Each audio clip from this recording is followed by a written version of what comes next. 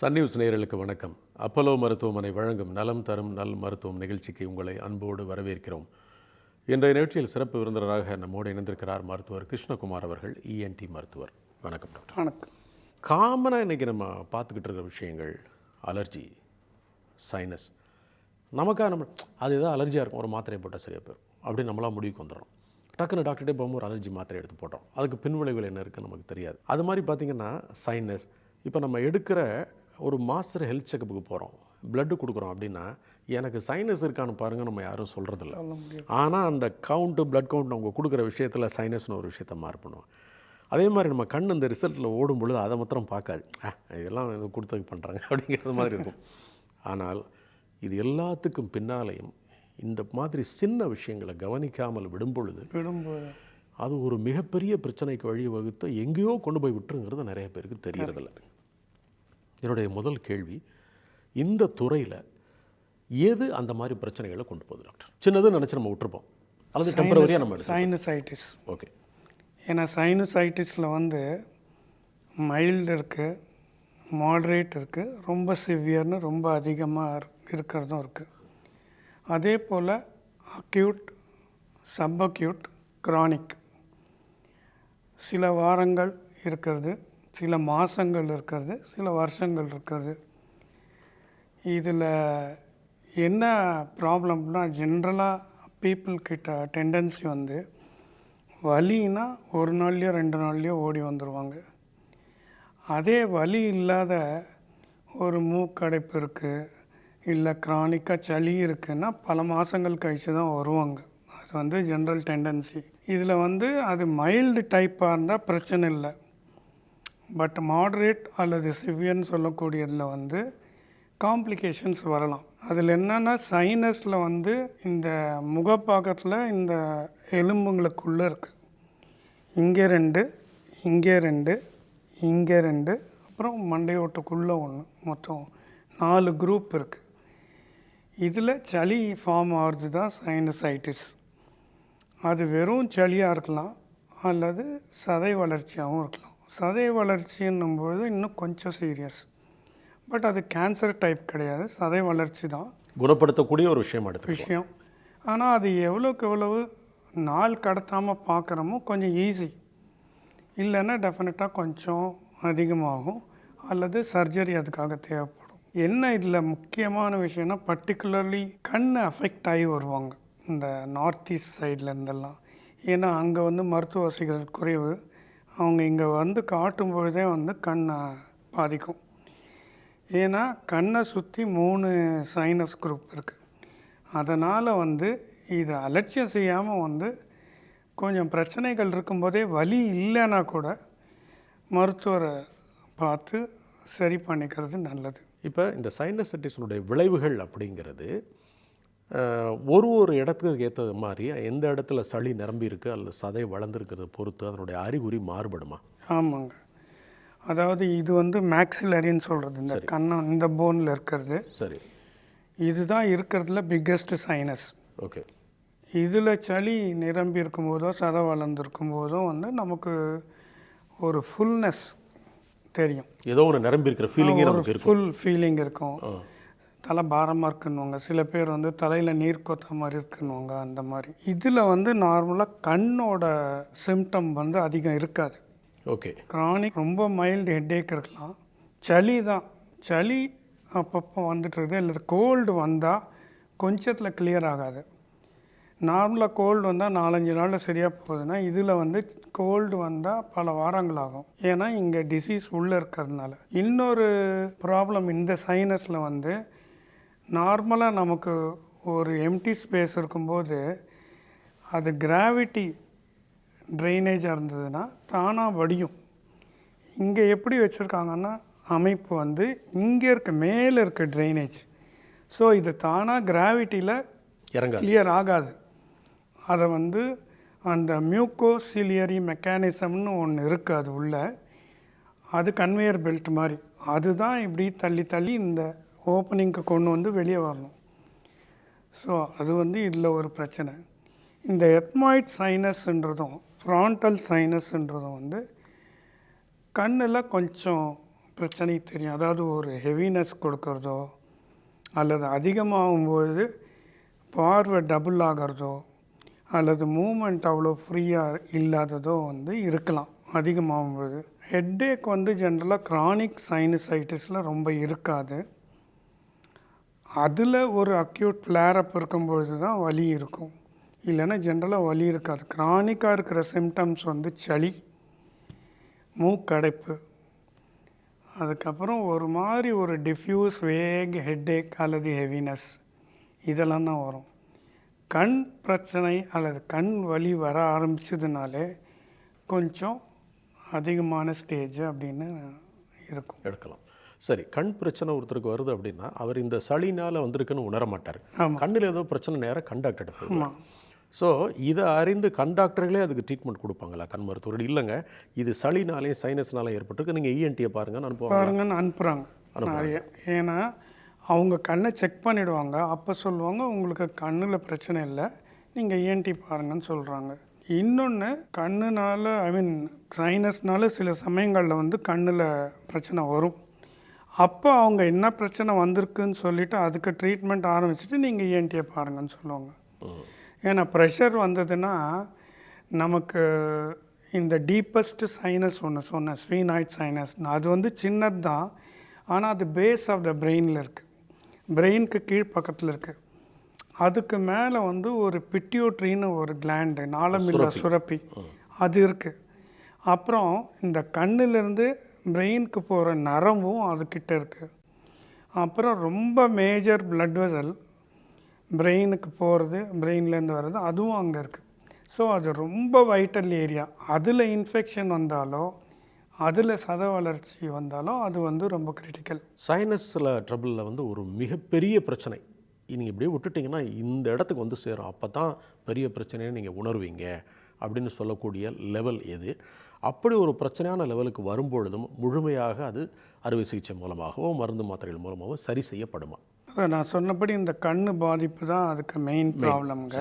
கண்ணில் வந்து sometimes pressure அதிகமாகி அந்த கண் நரம்பு ப்ரெஷர் ஆகுதுன்னா அந்த நரம்போட இரத்த ஓட்டம் பாதிக்கப்படும், இஸ்கீமியான்னு சொல்கிறது. அப்போ வந்து கண் பார்வை வந்து கொஞ்சம் குறையும். ஸோ அது வந்து நல்லதில்லை. அந்த கண்டிஷனில் அவங்க எவ்வளோக்கு எவ்வளோ சீக்கிரம் அறுவை சிகிச்சை பண்ணி அந்த ப்ரெஷர் குறைச்சிக்கிறாங்களோ கண் பாதுகாக்கப்படும், இல்லைன்னா அது ஒரு பிரச்சனை. இரண்டாவது, சத வளர்ச்சி இருந்தால், சதை வந்து இங்கே இந்த கண்ணுக்கும் இந்த எத்மாய்ட் சைனஸ்க்கும் நடுவில் இருக்கிறது வந்து ரொம்ப ரொம்ப ரொம்ப மெல்லிசான போன், அது வந்து ரொம்ப மெலிசாக இருக்கும். அது வந்து ஈஸியாக சதை வளர்ச்சி ஆகும்பொழுது உள்ளே தள்ளுறதோ அதை டேமேஜ் பண்ணிவிட்டு கண்ணுக்குள்ளே போயிடுறதோ ஆகலாம். அப்படி ஆகும்போது அவங்களுக்கு கண் வந்து இந்த மூமெண்ட் பாதிக்கும். ஸோ இது ரெண்டு தான் சீரியஸ் காம்ப்ளிகேஷன். நம்ம நிறைய பார்க்குற அறுவை சிகிச்சைங்கிற இந்த வளைந்த இந்த பகுதி, மூக்குத்தண்டு, மூக்குத்தண்டு, இந்த மூக்குத்தண்டை ஒரு காலத்தில் எப்படி சொன்னாங்கன்னா பிறவியில் வந்தது அப்படின்னு சொன்னாங்க. அதுக்கப்புறம் இப்போ மருத்துவம் என்ன சொல்லுது அதுனா, இப்போ இருக்கிற பொல்யூஷன் பலவேறு பிரச்சனைகளில் இது அதுவாகவே ஒரு வியாதியாகவே உருவாகுதுன்னு சொல்கிறாங்க. ஸோ அது பிறவி குறைபாடுங்கிறத தாண்டி இப்போ அது ஒரு வியாதியாக தனியாக உருவாகுது. அது அந்த மாதிரி இல்லைங்க, அது கரெக்டாக சொல்ல பார்த்தாக்கா பிறவி இல்லை, ஜெனட்டிக் தான்.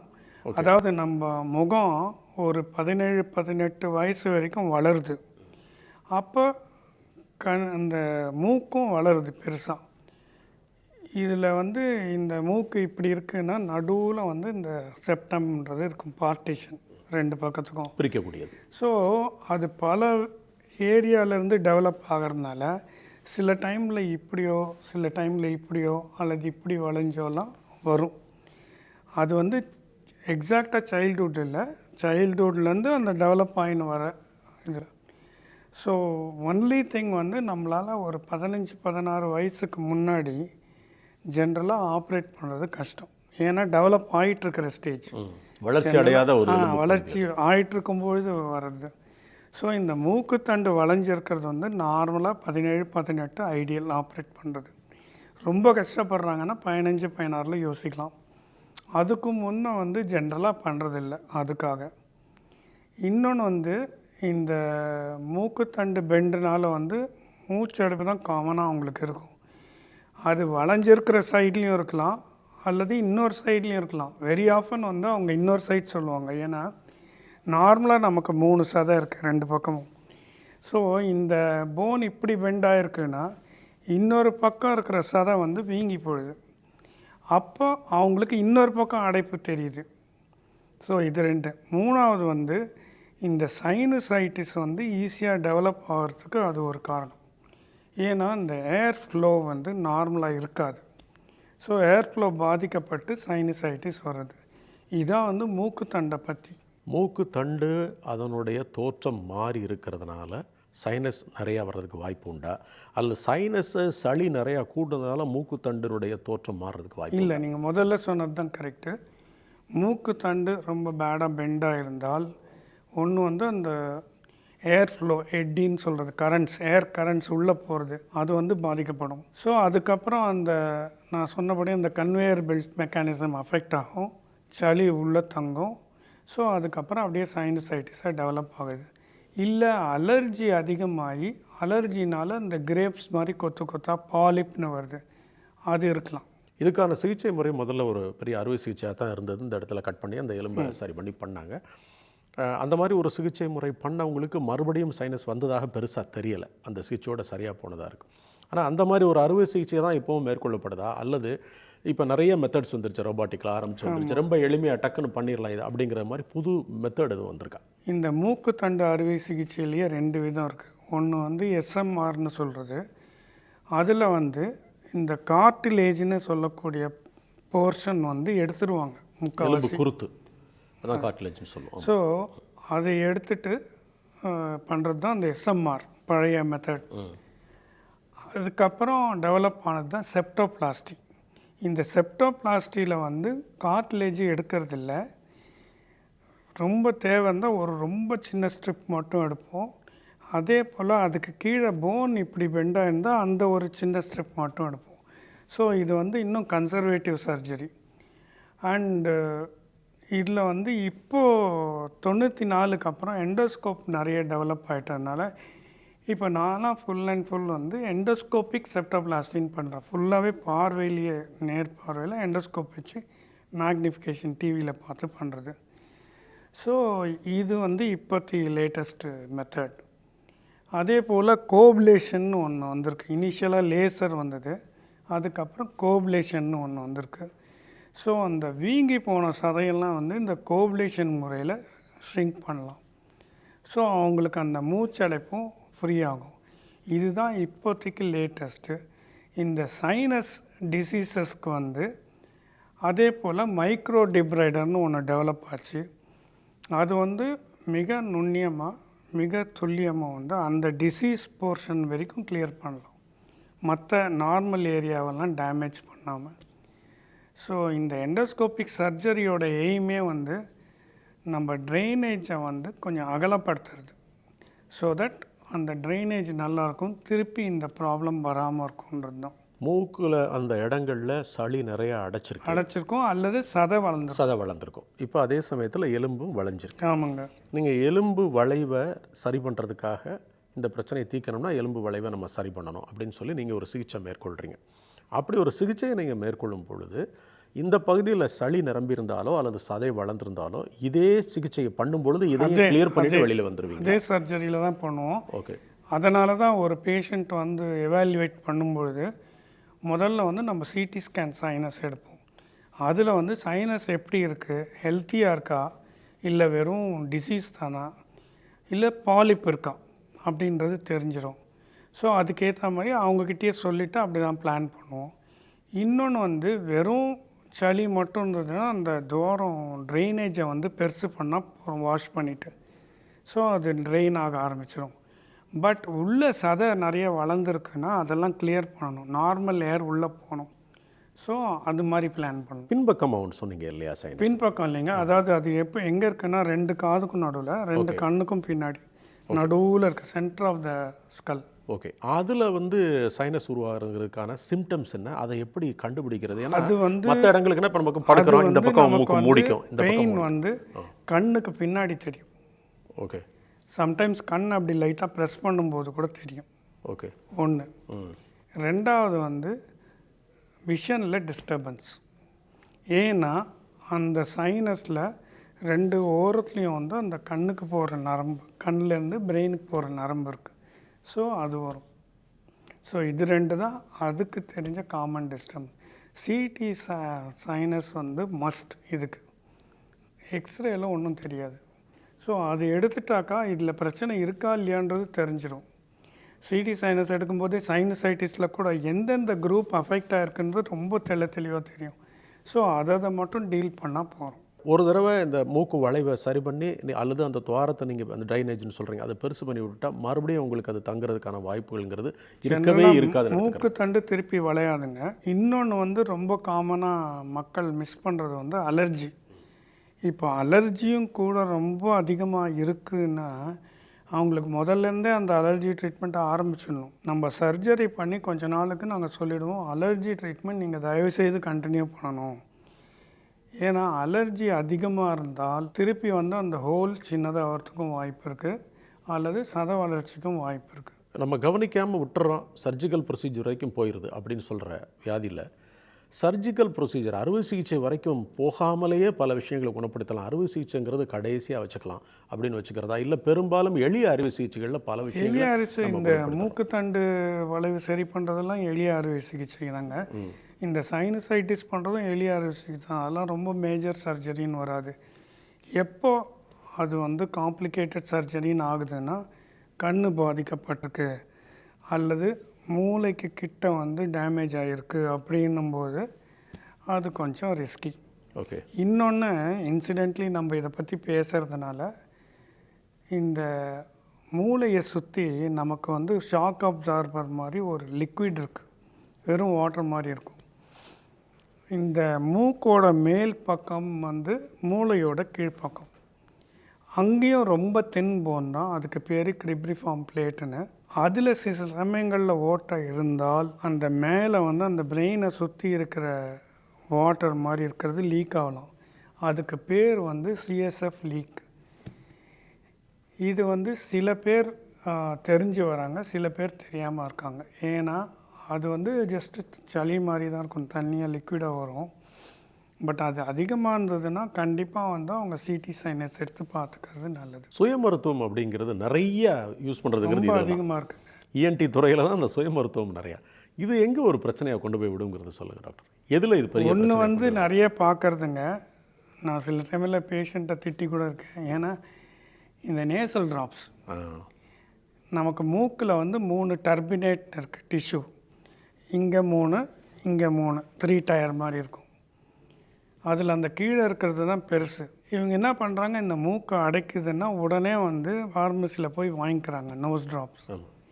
இந்த நோஸ் ட்ராப்ஸ் என்ன பண்ணணும்னா அதை வந்து ஷ்ரிங்க் பண்ணும். பட் அந்த ஆக்ஷன் வந்து ஒரு 6 to 8 hours தான்.